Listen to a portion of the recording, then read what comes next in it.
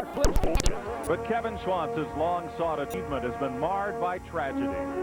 His chief rival, defending world champion Wayne Rainey, had a paralyzing crash while leading last week's Italian Grand Prix. Rainey's home overlooks this track, where today was to be his triumphant return. He had hoped to secure his fourth straight title in front of friends, family, and his fans. The challenge of competition, however, waits for no man. As Rainey would wish, his fellow riders are here to answer the call at Laguna Seca.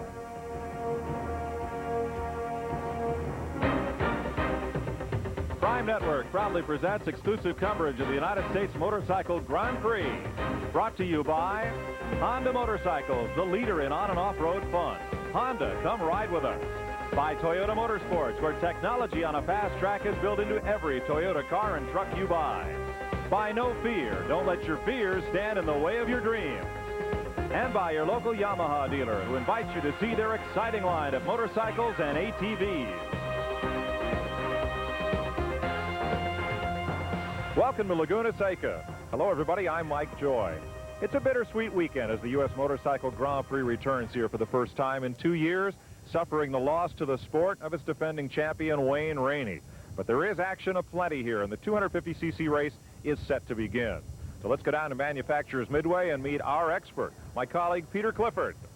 Thank you, Mike. I'm down here on Manufacturers Row, and while the U.S. market is exclusively for big road bikes, for the European and Japanese manufacturers, their home road bike sales in the 250cc category are supremely important.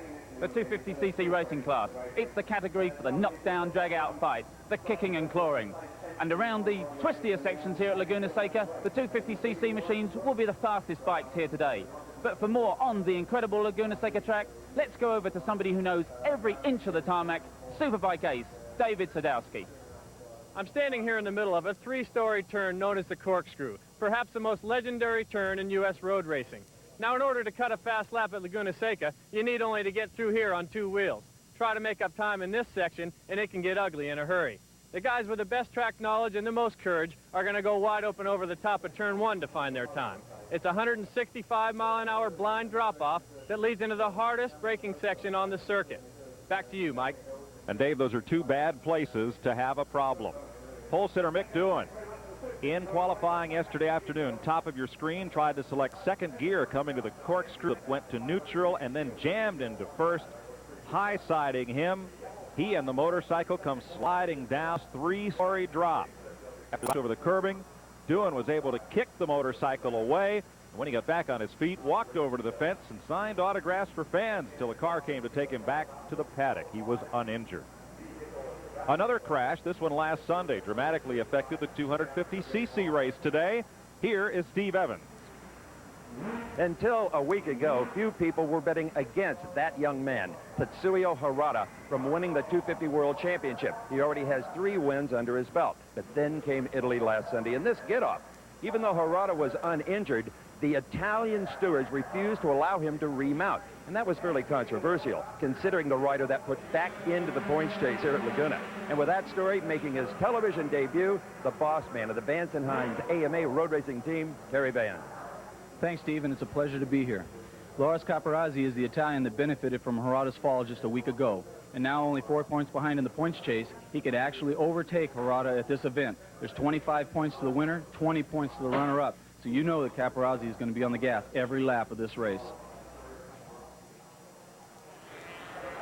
Terry, the motorcycles are on their warm-up lap. Capirozzi is on the pole on Honda. Jean-Philippe Rougia, Max Biaggi, Doriano Ramboni.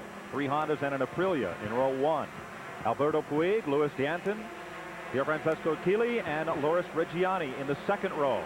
In row number 3, Helmut Bradl, Tetsuya Harada in the third row, Jochen Schmidt and Nobi Aoki will form the third row. 36 starters in all, and they're on their warm-up lap on this 11-turn road race course. Let's ride along with Helmut Bradl. Check that, that'll be Max Biaggi. He gets a little offline there on this one warm-up lap. Very critical, Mike, to warm up the right side of the tires going through the corkscrew there. The majority of the turns here are left-handers, and this warm-up lap is crucial to get the right side of that tire warm. This is helmet throttle on Honda. They'll be starting inside of the third row. I was going to